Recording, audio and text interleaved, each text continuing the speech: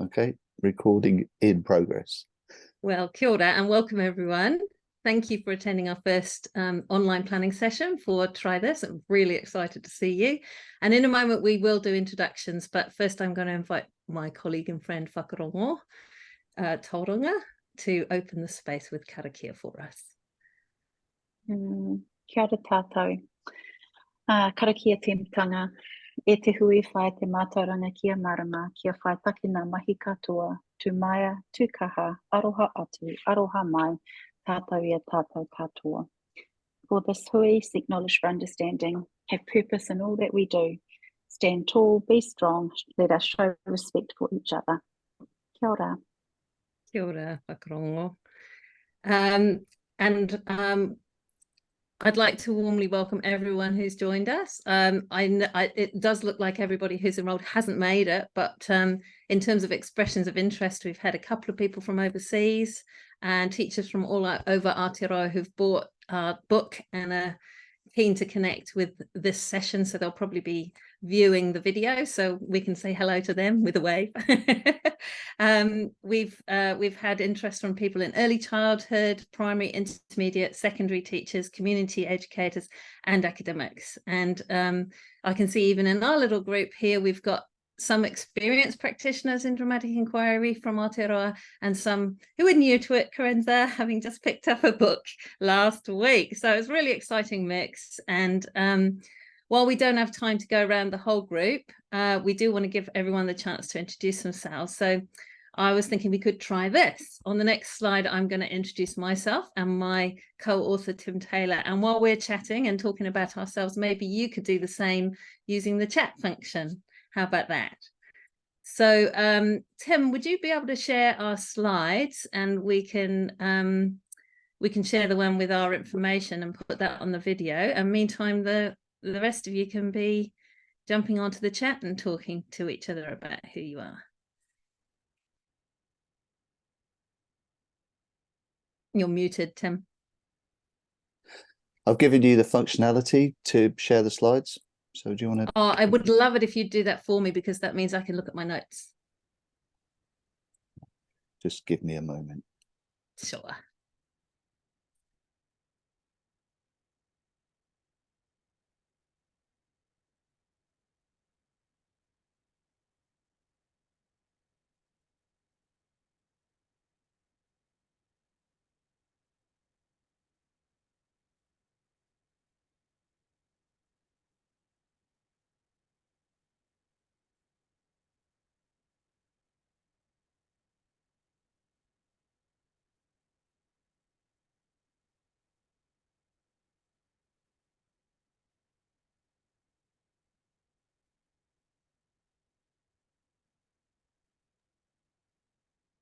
Loading. We are. Yep, no worries. People are busy talking to each other in the chat.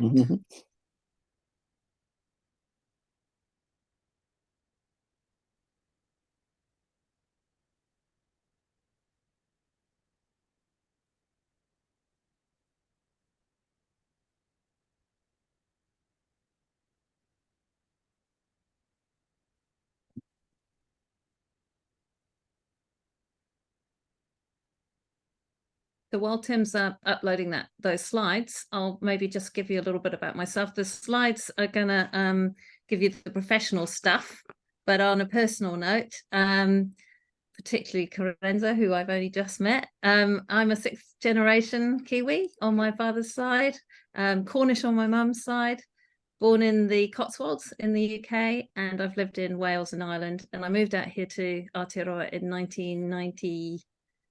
I think it was 1993.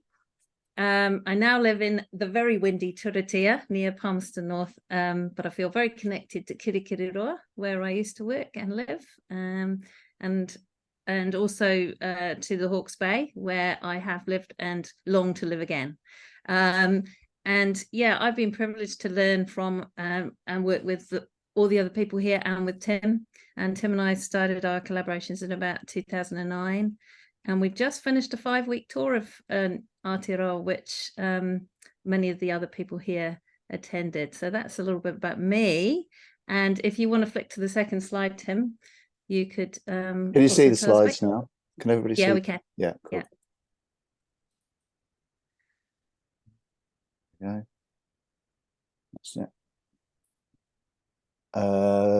So this is me, Tim Taylor, in the top picture, and I'm a teacher in the UK and work in the community of Mantle of the Expert Dramatic Inquiry, and I've written a guide to Mantle of the Expert, and then Viv and I have written Try This Together, and recently I was over in New Zealand. Great pleasure and privilege to work in lots of schools over there and workshops, and very exciting and interesting. Cool. So we'll leave people who want to read the further information on there in their own time. So do you want to flick to the next slide, Tim? Sure. This just tells us what we're going to try and cover in our time together. We thought we'd split it sort of into three. First of all, a very little bit on the purpose of the planning group.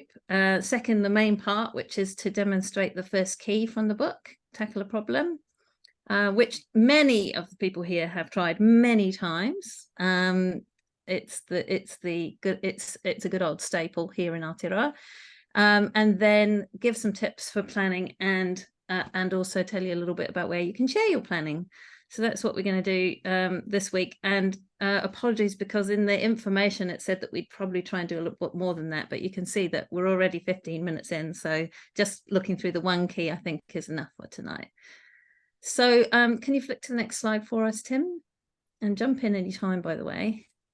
I'm not actually, I don't think we need to give a huge amount of information about the book tonight, because I figure you've got your copy in your hand, so you know a little bit about it.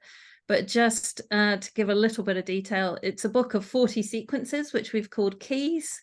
And they're about engaging students in learning in imagined worlds. And we use a teaching approach called dramatic inquiry that Tim just mentioned.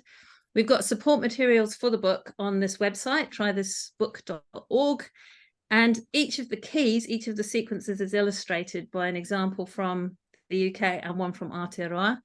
And I want to acknowledge that my examples, many of my examples, are local history examples from here in Palmerston North, and I wrote those with input from Virginia Warbrick and Warren Warbrick, who are known as then Histories of Palmertana. They're local historians. And Warren provided a cultural read for the whole book and guidance, which is sort of fed through the whole book as well.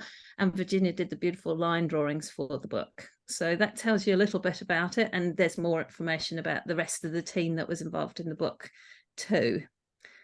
In terms of this planning group, if we flip to the next slide, we really want this to be dialogic, said she monologically. It probably will get more so as we work, but you were talking about that, Tim, weren't you, that we want to make sure that people feel this is a space they can talk about the keys as well as learn about the keys. We know the book stands alone, so people will be able to use the book without coming to sessions like these, but we also know it's easier to learn from experience. So each session will offer a practical demonstration of a key, talk about the principles behind it, and give tips on planning. And if you can just click on the next forward button, we'll get a little Viv's attempt at a flow diagram.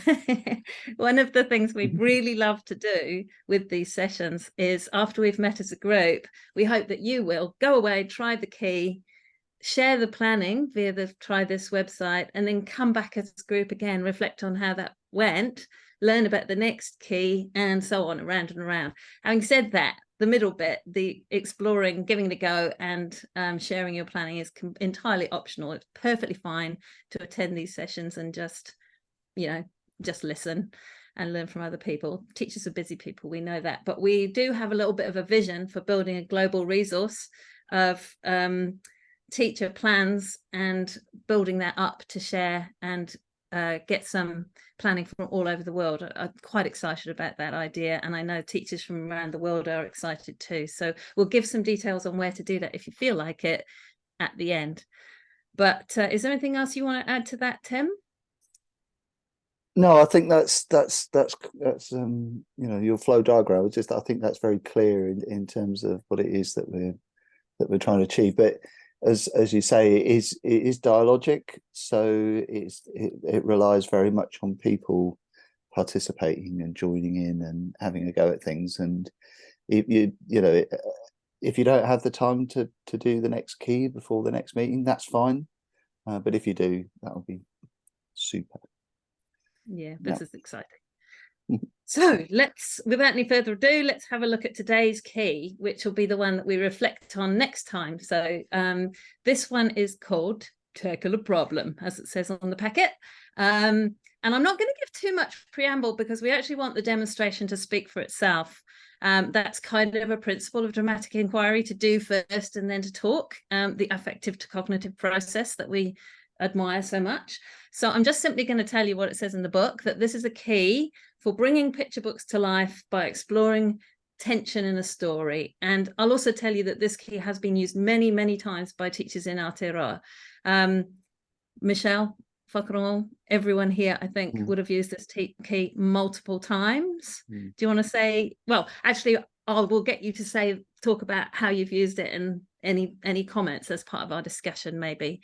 But for now, I think what I'll do is I'll just demonstrate the opening of the key using the example that I wrote in the book. Many of you have seen this one before, but it's also new for Karenza and others who are watching this video. So here goes. I won't be able to model the whole thing, but I'll show you the way that it opens. So just Viv, just before you launch into the example, just a little bit, I think, about why this is the sort of first key, I think. Okay.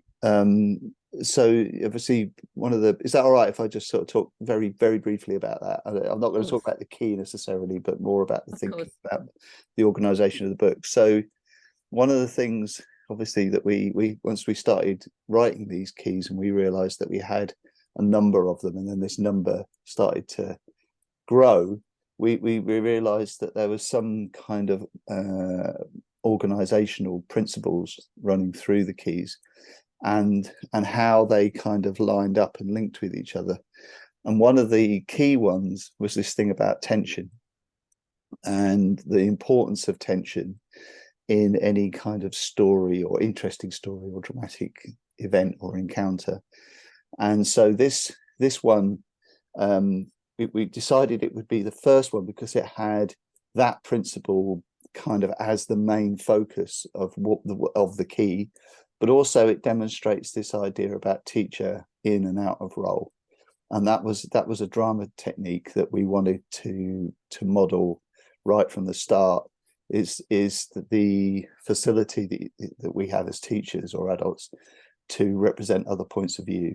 So and also because it is based on a story that's written, we felt that was an easy way in, or an easier way in, for people to sort of see it as, well, you can just pick up a book, as long as the book's got a problem, which most good books do, then you can use this key to open up that book into a dramatic encounter.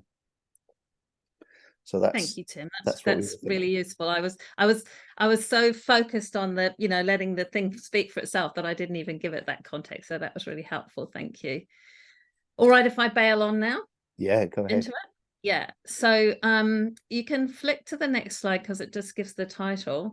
But can everybody sort of see me okay? Can you see me? It might be quite good to stop sharing just so that people can see my screen in full, maybe, Tim, and then come back to the sharing. Do you want me to stop sharing? Yeah. Fair enough.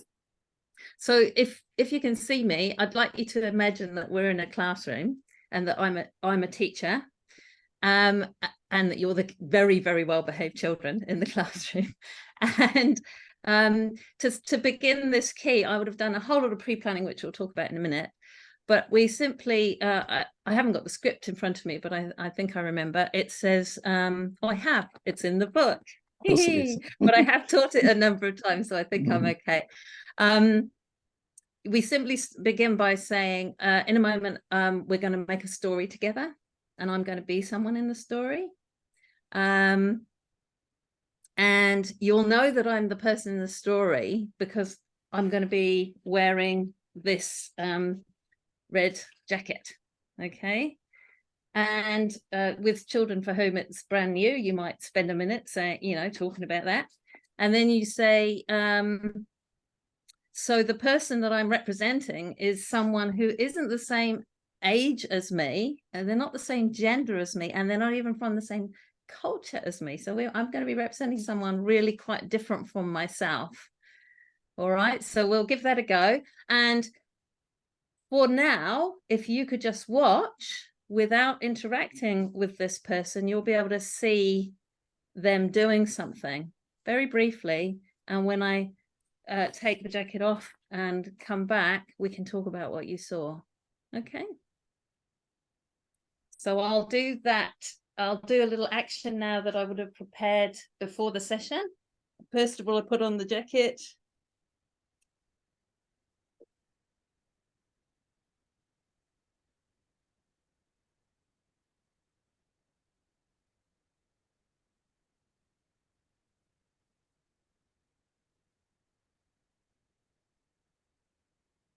Simply that.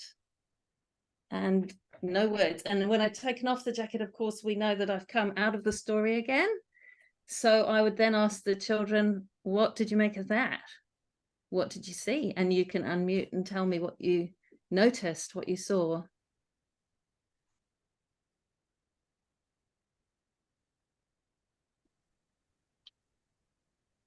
I saw go Corinza. No, that's fine. I was just sort of gesturing. Your hands would go down, but I saw that you were holding something, but you looked quite puzzled or concerned. So could you see the hands? Did they go out of shot? They went out of shot, but I did see it. So if I show you from the side, they kind of did this. Yeah. Oh, okay. Right. So you're offering, Right.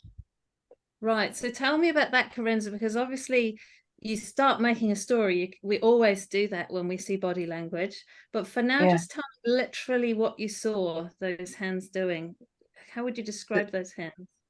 The hands are cupped together. Cupped, right. And it can sometimes help to do it ourselves and to invite the children to do it ourselves and look at our own hands doing it so that we can describe them. So cupped hands, right?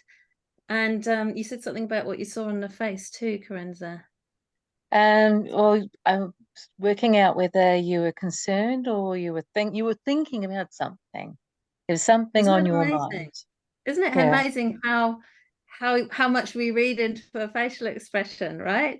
So again, what was the face doing that gave you that idea? Can you pull that? Are you pulling that?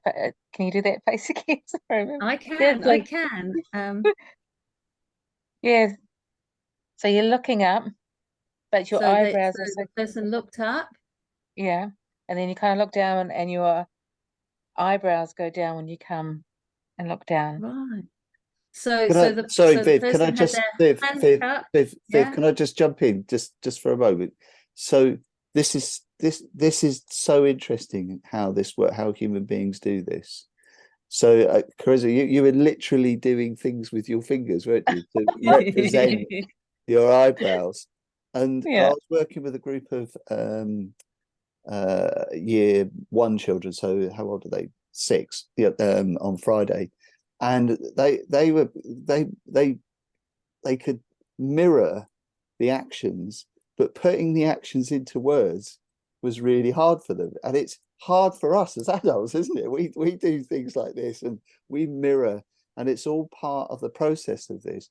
But that because Viv's got this facility to be in and out of role, and also in and out of role at the same time. So you're like, so can I see the face again?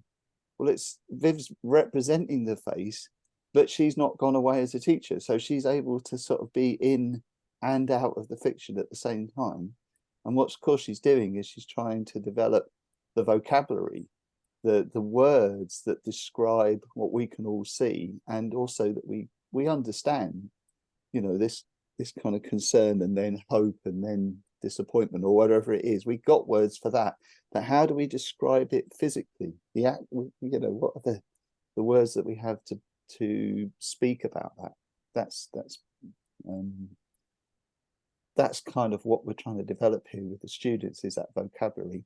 I'll stop now. That's it. And that's the difference that you'll notice between dramatic inquiry and maybe other forms of drama, as we do a lot of grappling, a lot of slowing down and really grappling. The inquiry part is so important.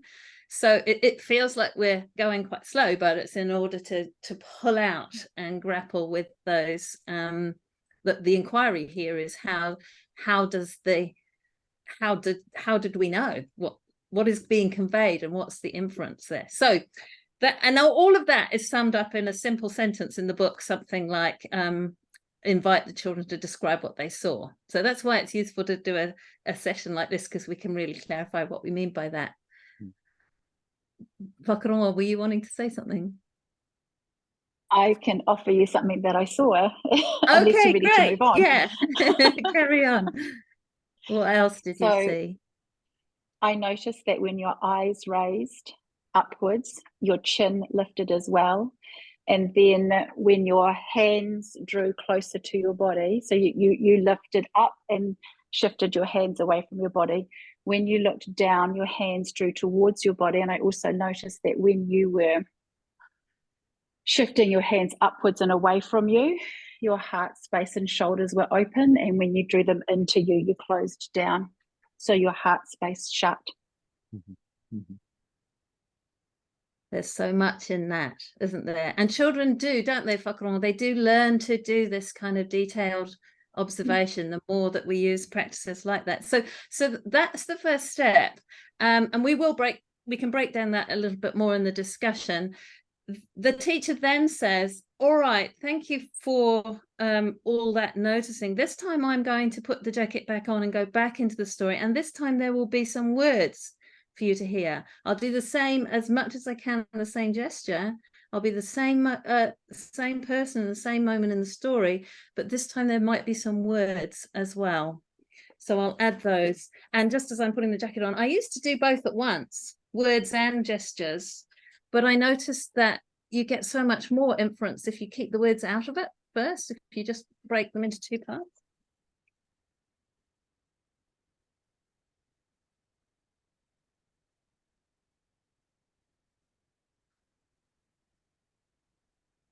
He laughed at me. He laughed at my treasures. So what did you hear?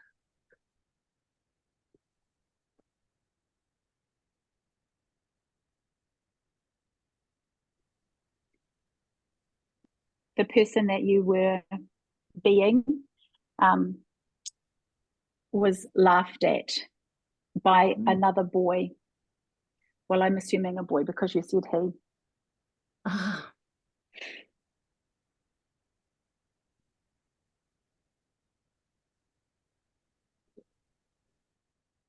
You can hear the disappointment with the knockback. Oh, a disappointment with the knockback.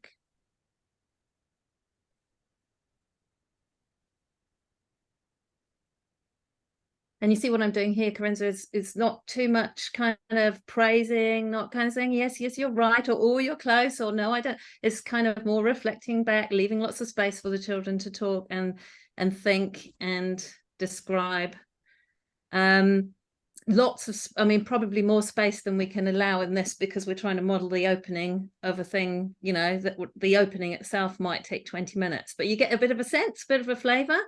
I'm wondering, are you hooked? Are you interested? Are you a bit intrigued about what's happening for this child?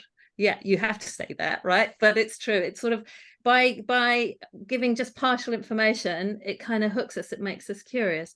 So the next step is, after you've done that for quite a while, quite a lot of noticing, inferring, putting the words and the picture together, we say, so that the person we just met, and Whakarongo, it is a boy. The person that we met is from a storybook. And I'm going to read the start of the story, and we're going to learn a little bit more information. So notice we're only introducing the book now at this stage. We've dropped the children into the tension, and then we read the book up to the point of tension. So I don't know if this is a book that you know or recognize. Can you see it all right? I'll read it and then I'll hold up the pictures for you to see. It says, there's a taniwha in my river. People say it's a log, but I know it's a taniwha.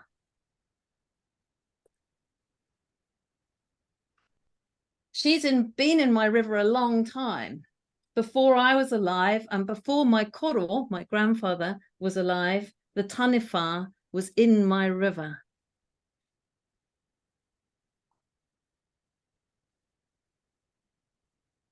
Sometimes she talks to me. Sometimes I ride on her back and she takes me places. And I sometimes sort of know, just point this out. And the children go, oh, it's the jacket, and start making connections. She tells me stories about the old days when people were close to the land, lived close to the land. The taniwha warned our tribe of danger and death. They listened to her then. Once we flew across the trees to the sea. We dived down, down, down into the water and saw Tangaroa and his children. Tangaroa is the god of the ocean.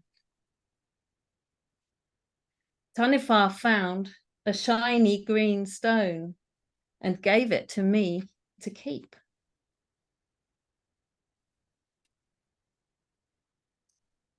And once we flew to Rangi Nui, the Sky Father, up, up, up into the highest cloud. On top of the cloud, we saw a hokioi bird in her nest. The taniwha found a fluffy white feather and gave it to me to keep. And once we flew to the other side of Papatuanuku, Earth Mother, and saw her baby, Ruamoko, the god of earthquakes. The taniwha found some soft red earth and gave it to me to keep. I showed my treasures to a friend. He laughed and said, a stone, a feather and some dirt? What rubbish.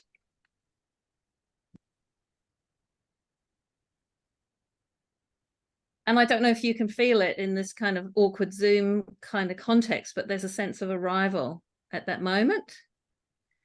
And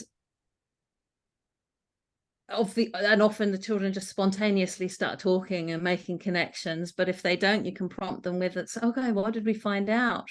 We can talk, in this case, we can talk about this moment and the white space around this moment and where it might be happening, and how this represents the person that we saw earlier, in case anybody hasn't made that connection. And then the next step, I'll just talk you through the remaining steps because of our time, but in the next step, I used to miss this next step. I used to jump to starting to think of solutions. But if we don't do the next step, children aren't in the story. Can you feel how you've been watching the story up to now? So what we do in the classroom is we ask the students to represent a picture from the book. We may or may not even show them this picture, but I think that even showing them this picture, they can still build on it.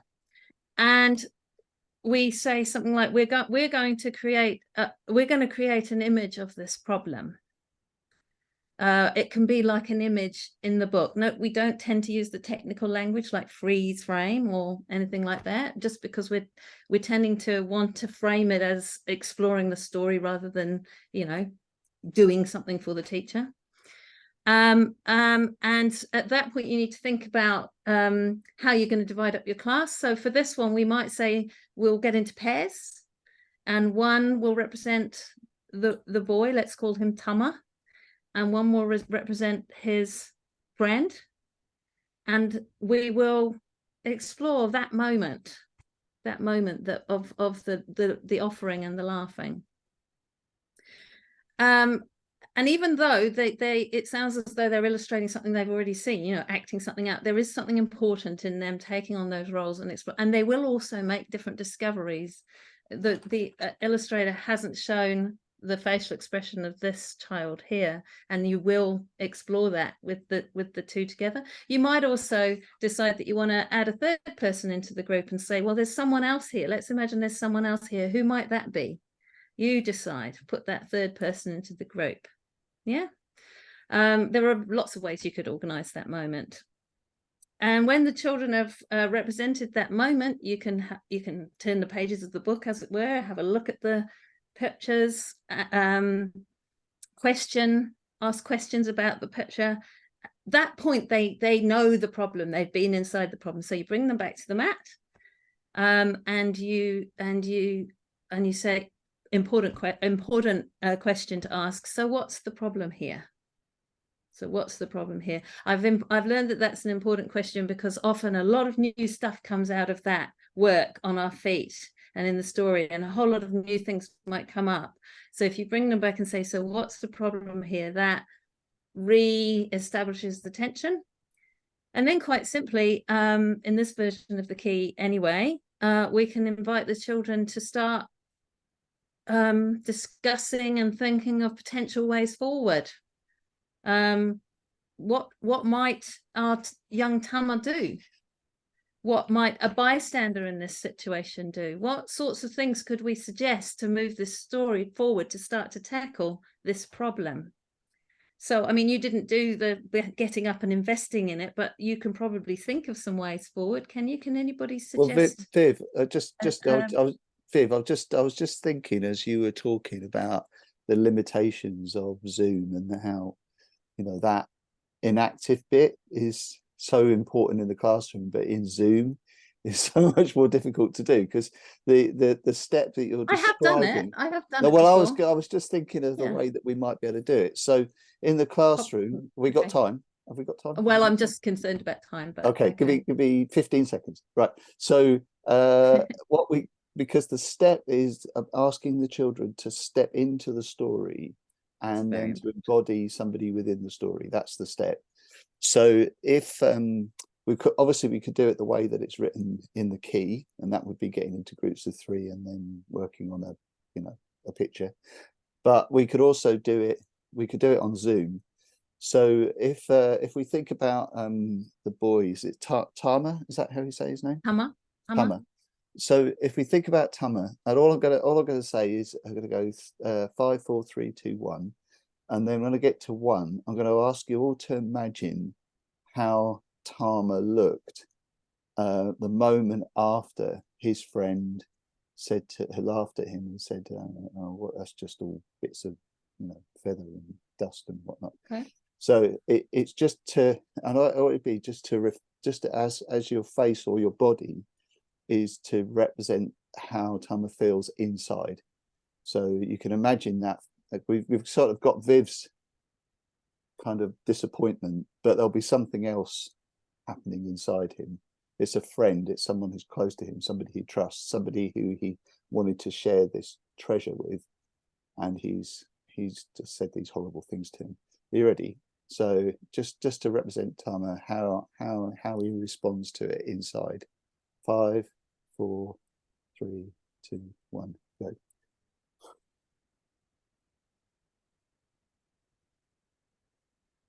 And that's that. So that's the shift, is it, Viv? That's the one that we were talking about, is just that shift to be physically a part of the story rather than outside talking about it. That's I think that's a key thing. So important. And you're right not to compromise on that, Tim. I don't know if you can feel a shift once you've been in there? There's the empathy starts being triggered still further. And you'll find that each of the keys has that moment of what we call investment, where you do a thing or you move, and it's often that point in the lesson I've noticed Tim will say, "Can I get you to stand up?" Because you're actually physically kind of stepping across a line to be in it. And like I say, when I used to miss that step, we used to have an intellectual discussion about the idea of Tama. But when we've been represented Tama or someone in the story, then there's more of a kind of empathic engagement with the issue. It's kind of the point. So thanks, Tim. Thanks for calling me out on that. And I love that way of doing drama over Zoom. I've also done it by asking people to draw you know, to draw, because drawing on a piece of paper is still investing and making a mark. And I contemplated getting you to do stick figures, but I don't think it's the figure that matters. It's the internal, isn't it, as you just access. So that's really cool. So having done that, do you consider there might be some ways forward here? It's not a simple problem, is it? What is the problem? And what are some possible ways forward? The issue is a lack of understanding between two different cultures.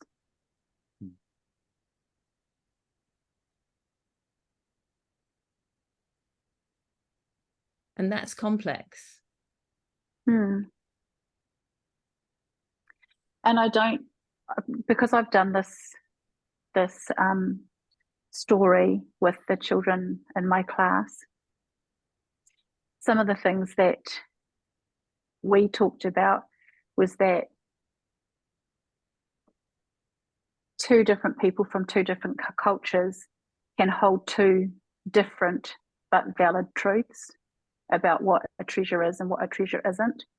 And this comes down to an understanding about how you respect somebody else's perspective or decision, or their understanding of their view of the world. So from a Te Ao Māori perspective, Tama's treasures are hugely important, but to somebody else who holds a different view, who's never experienced an understanding of how a rock, a stone, some dirt, a feather, how those things could be classed as treasures. If you've never experienced that and you've never had anybody take the time to explain why that's important to you, then it's a really different, you have a very different way of viewing those things. They are just a feather, a rock, and a bit of dirt. So yeah, so the tamariki in my class, when we talked about it, they decided that one of the issues that needed to be dealt with was how we learn to embrace other people's truths and understanding about the world whilst not neglecting or disrespecting our own. Yeah, I think it's beyond just two cultures. I think it's on perspective from who someone is, and it's not a matter of being Pākehā Māori as well, from like you talking about a two culture thing. I think it's beyond that. It's takes more into experience and what people value and upbringing, and you can be from anywhere in the world that values a stone or a rock or a feather because that's the way that you've been brought up to value those things intrinsically. And I think that is true too. And it's about respect and valuing people's truths of who they are and how they are in the world, and and being responsive and respectful and understanding each other, and coming to greater understanding of who people are and how people are. Because there's something in how Robin Kahukiwa has had this child express. He doesn't say how curious or how strange. He says what rubbish.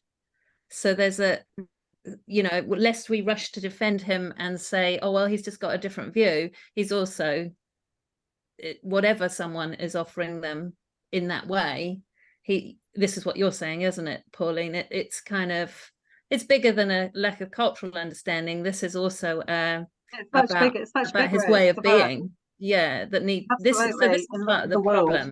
Yeah, his way of being in the world. It's not just about, you could be from anywhere, and have that story and have that input as a, this is what I value.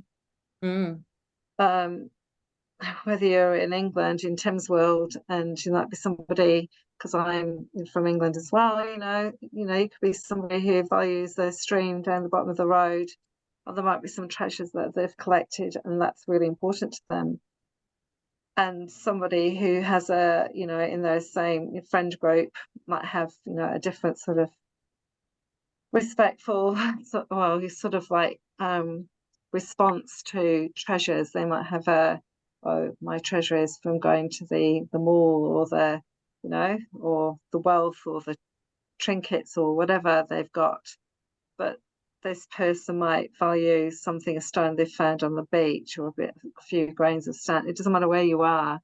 Everyone's got their own cultural sort of things that they treasure, which maybe not, that which maybe from the natural world, which are not from a different world. They're not from the manufactured world, but they can be sort of, it can work in many different ways. That's what I'm saying. You know, it's look what it's done. Really look what this story's done. And this drama technique has done. It's taken us deep into sort of philosophical territory, and you know, and I want to come back and talk to you about how, you know, there's special resonance to taonga that have, you know, cultural stories going. So we could enter into a huge philosophical debate, and that means that the key is working, right? That means that the key is working. It's taken us, I want to point out to you how that question, what is the problem here, is so, it's such a profound question, because before we get to possible solutions, it's not solve a problem. It's deliberately not solve a problem, because if you have a sophisticated picture book like this, it's going to be tackle it. It's going to be think about it, engage with it. And thank you for loading that up, Whakarongo, what the children in your class came to as really important learnings from this, that both children needed to learn. Do you mind if I move us forward just in terms of time? Because I think the fact that we now, this is what happens to me every time I work with Tim. He tries to demonstrate a tool, and all I care about is the content, because the tool works so well. I went all the way to England once to learn a tool, and all I cared about was the ancient Egyptians by the end. I didn't even care about the tool anymore. But I'm just going to pull us back. So there's something, the book, of course, is doing a lot of this work. A lot of this work is in the beauty and the writing and the illustrations of Robin Kahukiwa's work. But I suggest to you as well that the embodied experience of the drama, and the starting with the tension and the curiosity about that, even deepens that further and invests us further. So what happens is the students debate this, talk about this. All ideas for possible ways forward are written on the board, then they can be filtered. So you say yes, and then you might, you know, if someone, not in this instance, this has never happened in this instance, but in some times children suggest violent solutions, or you know, things that wouldn't be appropriate in the real world. So we talk about that. We say which of these would we rule out, or whatever. And then we can invite students once again to take one of those. Can you imagine a board full of ideas?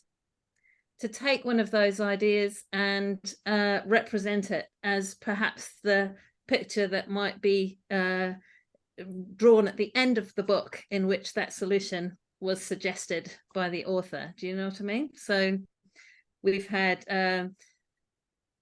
tell us a picture that the children in your class came up with, Whakarongo, when they did this. Can you remember? Did they come up with a final image? Actually, one of the things that we did and they played around with was actually taking on board the role of being the taniwha who sits down with the boy who misunderstood, and shares, whispers some advice to him, or some new learning and understanding about the taonga that were given to Tama. And then the children in my class ended up, I gave them just a little speech bubble with part of the taniwha's face on it, and they wrote the words that they felt the taniwha would whisper to the boy about why these things were treasures, so that they would help. And it came about because they felt that the thing that was lacking was a misunderstanding. The boy laughed because he didn't understand. And some of the children thought that the boy might have laughed because he was uncomfortable. He didn't know what response to have. That's very kind. He does say, what rubbish. He does. He does, but we also talked about the fact that sometimes we as humans might say things we don't necessarily mean because we are uncomfortable and we don't really know what else to say. So we say something not very nice instead. So that's the angle that they came Students from. were exhibiting another feature of dramatic inquiry called the grace element, which is always trying to see all sides of a thing. So I've seen students suggest in their pictures, in their images, that Tama takes his friend on the back of the taniwha and they go off on an adventure. We've had pictures of Tama asking his friend to show him his treasures. We've also had images of Tama just deciding to keep his treasures to himself because it's not the time for sharing, just more of a safety thing. So there's lots and lots of solutions, lots and lots of possible things, no right or wrong, but an opportunity to play out those solutions. And in the book, you'll see suggestions for how those could be shared around the room. It's really quite a simple kind of structure. It doesn't finish there though with that second sharing. It's really important with all of these keys that there's a reflection at the end as well. So coming back to the circle, coming back to the mat, saying to the students something like, does this sort of thing happen in real life or just in stories? That's actually probably the most important discussion of all in some ways, isn't it? Saying something like, whose story didn't we hear today? Whose perspective have we not heard today? What did this story tell us about young boys? What did this story tell us about how did it represent people of different cultures, and what kind of shortcuts did our decisions make in those kinds of things? Really helping children to build their critical literacy. So that reflection phase is really important too. Were you going to say something, Cadenza? No, you were just having a stretch. Jolly good. I was talking to my daughter, sorry. I see. No, that's fine. So it is. So yeah, I hope that gives you some kind of sense of the structure of that key. People here can vouch for the fact that it can be used with lots and lots of different picture books with different tensions. For me, it's always going to be associated with this one because this is one I use a lot. If you could just flick us, if you go back to sharing the slides, Tim, we've got a few more minutes to run through the final few slides. One thing I will say is that we've made a collection of picture books here in Aotearoa, picture books that have got a strong central tension in them that could be useful for this key. And if you visit the Dramatic Inquiry Network Aotearoa website, you'll find a list of books by theme that can be used with this key. So it's like a really good fit. It means you can access and create loads and loads of new dramas. Oh, whakarongo, you shared a beautiful illustration. That takes me on to what I did want to say on the next slide. So can you just click forward to the next slide for us, Tim? So that's our example. And the next slide. So there are lots of benefits of this key. We can talk about the benefits in a moment, but I just want to jump to limitations and acknowledge that I have had the feedback, particularly about this key, and I take this on board, that by emphasizing tension in a story, you do kind of restructure it somewhat. And I had a Māori colleague say to me, I think you've missed the point of what this story is about. It's not about that tension. It's about the beautiful things that happens to the boy on the way. And I take that point.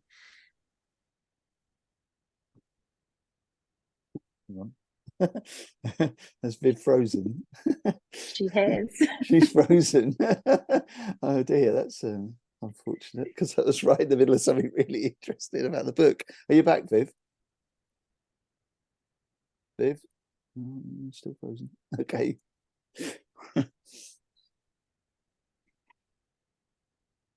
So I think, Whakaroni, it looked like, I think that resonated with you and you were going to say something there. Do you want to jump in? Yeah, it did a little bit, because with regards to, I think it was Makaira who may have said to her that I think you've missed the point of the story or the point of the book.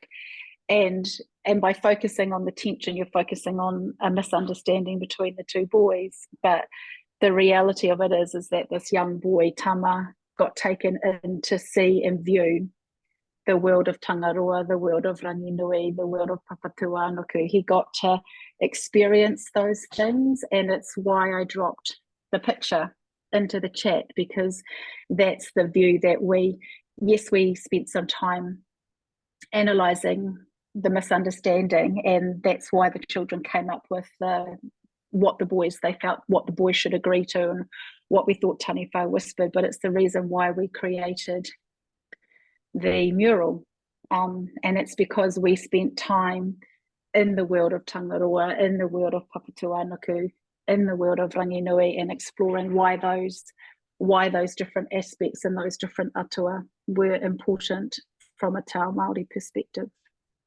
I don't know if that's what you were going to say, Viv, but thanks, Whakamahi, you said it so much better than I would. Sorry, miniature power cut there from my end.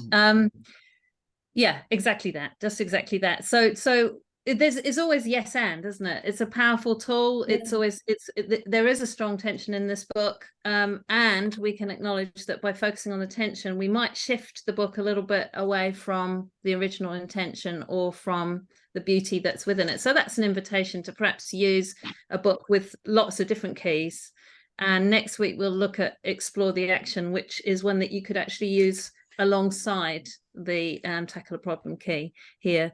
I've also just as I was saying when I was cut off, I've also had colleagues, including Māori colleagues, say that they found this version, delving into the story this way, really, really useful and appropriate for their context, because it gave them a starting point to talk about some things that really needed to be aired in their context. So, you know, it's all true. It's all true. In terms of benefits of this key, well, to me, it's that embodiment. It's that going into the being in the story, starting with the embodiment, starting with the intrigue. It's the idea that I've seen children's eyes on stalks when they're reading a book and they've already met a character from the story and seen the problem, and they're sort of they have a different relationship with the book, because it's like, oh, you know, like they're poring over the book. And I know one teacher in Hamilton who uses this key every time she's introducing a new big book to her new readers, her early readers. And so for those children, what a book is a written down adventure that you know, is also a thing that the teacher enacts in front of them. And I just love that that's how they're being introduced to stories. It also has the benefit of pointing out that a story is a created thing, that it could have lots of possible endings. There is an ending that this particular author wrote, and if the children want to, or if you want to, you can show them the final page, which in this case says, I showed my gifts to my koro, he looked and smiled, you have seen the faces of Tangaroa, Ranginui and Papatūānuku, how rich you are. That's how that author decided to finish it. There are strong links between this key and literacy skills. Obviously, there's lots of oracy, lots of inference. Jump in anytime, people who want to talk about benefits of this key. I think in a way it kind of speaks for itself. In that it's kind of doing all the things that we want children to do when they engage with stories, don't you think? It brings the text to life. Children will engage with texts that are more complex than their reading age. It's like reading to talking with on steroids, basically. And it can link us to other curriculum areas in that whatever your book is about is going to become what the children are really obsessed by. So choosing books according to different needs and themes that are arising in your school, this can be a good launching pad for that. Would anybody add other benefits that they've seen specifically from this key? No, I think there's one. Can I say just something about that's just come to my head about the way that the keys are written in the book and how they happen in the classroom? is that when you were going through the key, Viv, and I was reading the text as you were going through, and one thing that becomes really apparent is that we haven't at any point, and this is for good reason, I think, said how long each step in the sequence is going to take. So some of the steps are just literally just a moment, but some of them could take 15, 20 minutes, depending on, you know, that conversation and you know, the Pauline's, you know, philosophical discussion around those, you know, the different aspects of all that. So that one step could take 15, 20 minutes, and then other steps can happen like very quickly. So I think one of the things that I'm very aware of when I'm working with children is to go at the pace of the learning, and not to be sort of hurrying along. And if you know, if things take longer than you anticipate, well, that's good. There's a good reason for that. So it was just that dimension that isn't really discussed very much in our book is the one. I'm laughing because it's exactly what I'm doing tonight, because I'm like keeping us to it. But you're absolutely right. In the classroom or even in these sessions, you know, we should be doing less if that's what's needed to, you know, doing it well, and doing less is important. Time is tyranny, isn't it? Yeah. On which note, I'm going to move us on to our final slide so that we can keep within time. The next slide, I think, gives us some planning tips. Basically, each key comes, you'll see this when you open the book, comes with a planning guide, detailed planning guide of what you'll need. So this one, you obviously need a picture book with a strong tension. You need to plan your little costume item that you might wear, and your gesture and your words that you're going to use. There's also kind of generalized planning advice in the front of the book I can't remember if it's the front or the back, where it talks about how you plan with the keys. But notice how in this key, we don't need to make up a context. We don't need to establish a context because it's in the book already. All the characters, locations, tensions are fed to us. It's why it's such a lovely one to work with. I would note that not every book in the world is going to be suitable for this. There are books without tensions, not many, but you know, if you read a book and there's just sort of nothing much happens, that's probably not the best book for the purpose. Also, because this book takes liberties in a sense with the story, and the children change it and come up with other endings, it isn't a fit for a cultural story or a sacred story where the events and the narrative have to run the way that they've always run, you know. So it advises you on that in the book, try this book. It does work best with a book that children don't already know, because otherwise they're kind of attached to the ending. Although I have done this drama and others with books that the children already know, and they've been able to explore and change and play with ideas. And you'll see in the book tips on the teaching side. There's quite a bit at the end of the book on things like using the language and going in and out of role effectively. So hopefully what will happen when you look in the book, you'll see this example written out in detail. You're more than welcome to teach it just as it is. You'll see another example written out in detail, which is Tim's one, which in 12 hours time he's going to model on the UK version of this workshop or session. And hopefully by the time you've done that a few times, you'll be keen to have a go yourself with another book. Some of you might have even bought picture books with you tonight that you're thinking of using. So when you do, if you can flick to the next slide, Tim, what we would love you to do is share those with us. Because as well as the book, we also have this website, trythis.bug.org. And if you go to the resources button and go down the drop-down menu to where it says teacher planning, we're building a global resource of teacher ideas based on the keys. And this is, for me, is one of the most exciting parts of the project. So if you do have a go at planning and using the key, maybe when you get back to school, and you'd like to share with us jump on there, and you at the moment there's only one example from the Tackle a Problem key, so we'd love to get some more. And you won't be able to write directly into the document, but there's a Google form that you could upload your things on, and we can then transfer it across. And I know there are people here present who've planned some of these, so if you do feel like sharing, we'd love to see them. If you've got photos and examples like Whakarongo was here that you're happy to share, that would be amazing. But of course, be careful of approvals. Don't share any pictures of children that you don't have permission. So here's Tim's just showing you the link and what that looks like. I don't know what you think about this, but I think the idea that the result of this could be dramas from all over the world with all sorts of books would be just the most amazing resource. I'd love to see them. So that's all I've got. Before we close, I would like to, just because we have got just a couple of minutes, I'd just like to open up for anybody who has used this key to talk about it, or for any questions that people have got. I have a question about uploading the planning. Sure. Is there a particular format that you like? Because I do a lot of my planning on website. Is it you have to have a certain format?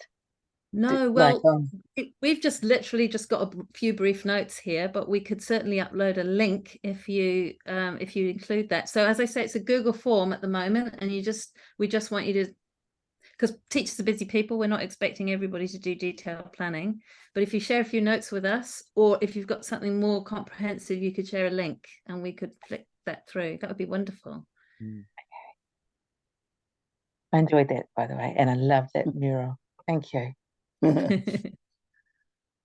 May I ask a question? I'm sorry, I missed at the beginning of 10 minutes. So I was wondering, the story of Tanifa is suitable for the, I was just want to ask which age of the children or which age of the student is suitable for that story?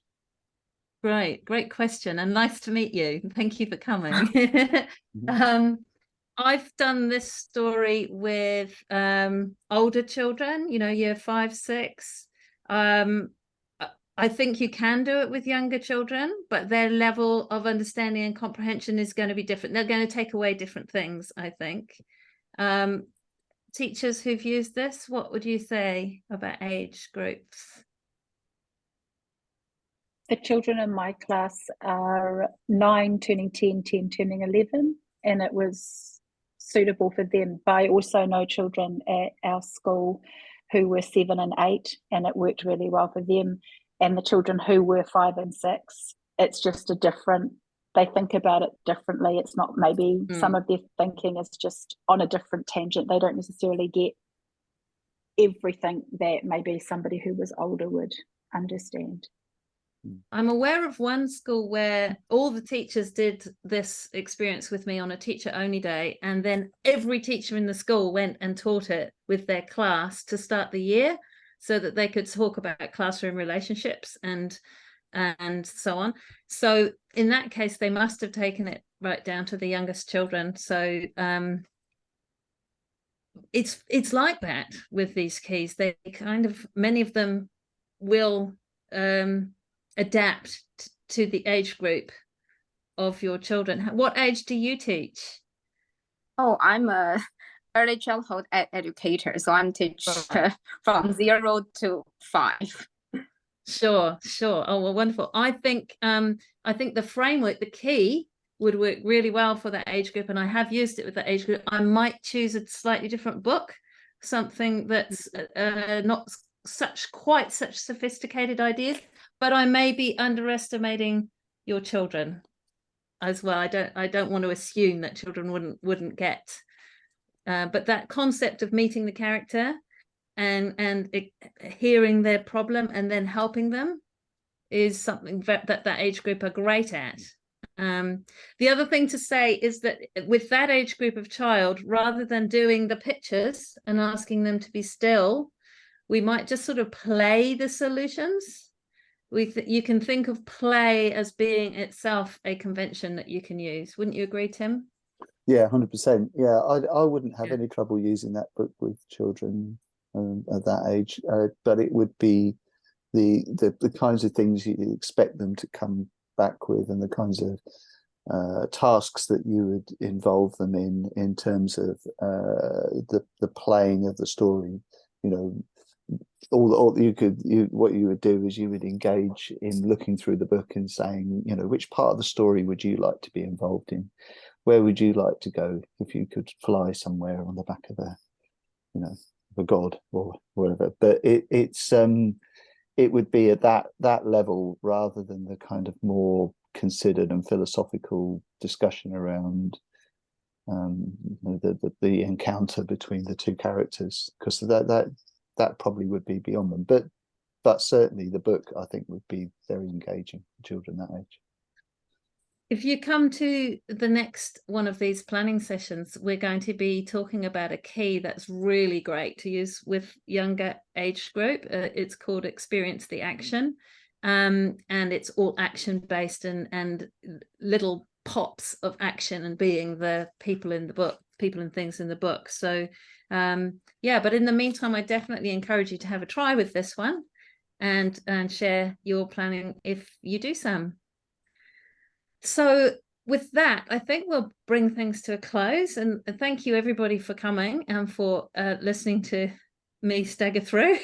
And thank you, Whakarongo, for sharing your gorgeous examples. There's nothing like seeing examples of classroom work to illustrate how these things can go. So the final slide, Tim, I don't think it really matters. The final slide is just about the next online planning session, which is scheduled for the 5th of November. You should get a link to that through your email quite soon. So yeah, we'll see you there for reflections on this one. So if you've taught the key in the past and are able to bring some examples to tell us about, or if you have a go between now and then, either way, we'd love to hear. We can talk some more about it. And then we'll move on to looking at the second key, Experience the Action. So thank you so much, everyone. I'm going to invite Whakarongo to close for us again. Thank you, my friend. And we'll see you again really soon. Namhi nui ki a korua. Karakia whakamutuna. Kua mutu a mātou mahi. Mo tēnei wā, manakitia mai mātou katoa, o mātou hoa, o mātou whānau, ai o ki te aorangi. Our work has finished for the moment. Bless us all, our colleagues, our families. Peace to the universe. Ka kite koutou. Thank you. Kia ora, ka kite.